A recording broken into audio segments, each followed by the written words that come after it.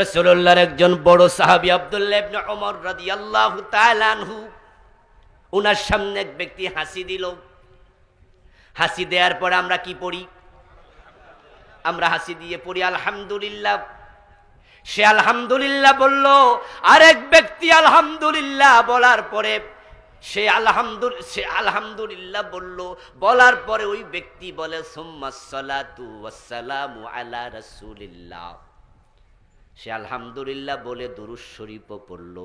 আব্দুল্লাহ ইবনে ওমর জিজ্ঞাসা করলেন, আমার রাসূল তো হাসি দেওয়ার পরে আলহামদুলিল্লাহ শিখাইছে, তুমি দুরূদ পাইলা কই? হে কয়, অসুবিধা কি? আচ্ছা, আপনারা এখানে হাসি দেওয়ার পরে দুরূদ শরীফ পড়েননি কেউ? তো যারা অসুবিধা কি মাসলা হেরা পড়ে না কেন? এহানো সালাতে ইবনে ওমর বলেন, লাইসা হাকাযা, তোমার মতো ইসলাম হবে না, ইসলাম ইসলামের মতো হবে। অসুবিধা কি? এই কথা বলে যদি উনি 5টা বেদাত বানায়, আমি 5টা বানাই, উনি 5টা বানায়, এরকম প্রতি বছর কিছু হয়। 1400 বছরে বেদাত যদি চলতে থাকতো, কোনটা আসল ইসলাম এটাই তো খুঁজে পাওয়া যেত না।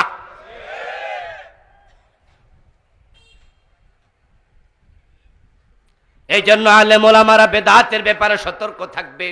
আল্লাহ বেদাতির উপরে দারুণ খেফা। قال النبي صلى الله عليه وسلم لا يقبل الله لصاحب بدعة صوما ولا صلاة ولا حج ولا عمرة ولا جهاد ولا صرف ولا عدل يخرج من الدين كما تخرج الشعرة من العجين। ইবনে মাজার হাদিস। প্রিয় নবীজি বলছেন, বেদাতি যখন কে হয়ে যায়, ইসলামের ডিজাইন শেষ করে ফেলে, তখন আল্লাহ তার নামাজ, রোজা, হজ, যাকাত, জিহাদ কিচ্ছু কবুল করে না। ইন্নাল্লাহা হাজাবা তাওবা লিসাহিবি বিদআ হাত্তা ইয়াদা বিদআতাহু। আরেক হাদিসে রাসূল বলছে, তাওবা করলে তার বেদাতি থাকা অবস্থায় তাওবাও কবুল হয় না। আগে বেদাত ছেড়ে তারপরে তাওবা।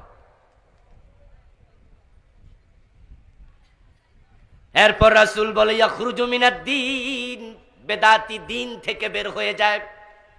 কামা তাখরুজু শাওরাতু মিনাল আজিন, যেভাবে খামিরের ভিতরে চুল পড়লে চুল টান দিলে বের হয়ে যায়। উদাহরণটা কি পারফেক্ট, কি চমৎকার। আচ্ছা, মহিলারা যখন রুটি বানানোর জন্য খামির বানায়, ওই খামিরের মাঝে মহিলাদের লম্বা চুল যদি পড়ে, ওই চুল সহ রুটি বানায় না টান দিয়া বের করে? কথা বলেন না প্রিয় ভাইয়েরা। আচ্ছা, টান দিয়ে যখন বের করে তখন আটা বের হয় কতটুকু চুলের সাথে? দেখেন উদাহরণটা কি চমৎকার। আচ্ছা, এরপরে আবার বলুন তো, যেই জায়গা দিয়ে চুলটা বের হলো টান দেওয়ার সাথে সাথে, ওখানে কি মোটা কোনো সুরঙ্গ হয়ে যায়? আচ্ছা, যেখান দিয়ে বাইরে হয়েছে 1 মিনিট পরে আপনি খুঁজে পাইবেননি, মানে কোন জায়গা দিয়ে বাইরে হয়েছে আপনি বুঝবেন না, বের কিন্তু হয়েছে। রাসূলের উদাহরণের মানে কি? মানে হলো বেদাতি আস্তে আস্তে আস্তে আস্তে ইসলাম থেকে এমন ভাবে বেরিয়ে যায় ওই চুলের মতো, সে যে ইসলামের ভিতরে নাই সে বোঝেও না। আমাদের বাংলাদেশে যে সমস্ত দরবারে ফিরের পায়ে সেজদা দেয়, এই যে কালিয়াপুর ফিরের পায়ে সেজদা দেয় না, আটরশি পীরের পায়ে সেজদা দেয় না, মাইজবান্ডার পীরের পায়ে সেজদা দেয়, জানেন তো? জানেন তো?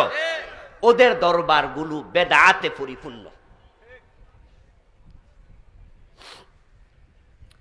বাংলাদেশে চলমান বেদাত নিয়ে আমি আলাদা একটি বই লিখছি। আমার লিখা মোট 8টা বই, এ মাসও একটা এসেছে আলহামদুলিল্লাহ নতুন, প্রিয় নবীর জীবনীর উপরে। এটা আমি অনেক বছর আগে লিখছি, 38টা লিখছি। 38টাই মাইজবান্ডার পাবেন, 38টাই দেওয়ানবাগে পাবেন, 38টাই কালিয়াপুরে পাবেন, আরো বেশি পাবেন যেগুলো আমি জানি না। এখন বেদাতীদের দরবারে শুধু বেদাত না, শিরিকও আছে। কথা বলতে হবে আপনাদের। বেদাতি যে দরবারগুলোর নাম বললাম, সেখানে শুধু বেদাত না শিরিক আছে?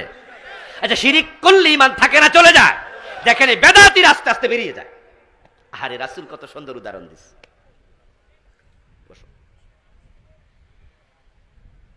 আল্লাহর হাবিব বললেন, যেমনই খামির থেকে চুল বেরিয়ে যায়, বেদাতিরা আস্তে আস্তে ইসলাম থেকে বের হয়ে যায়।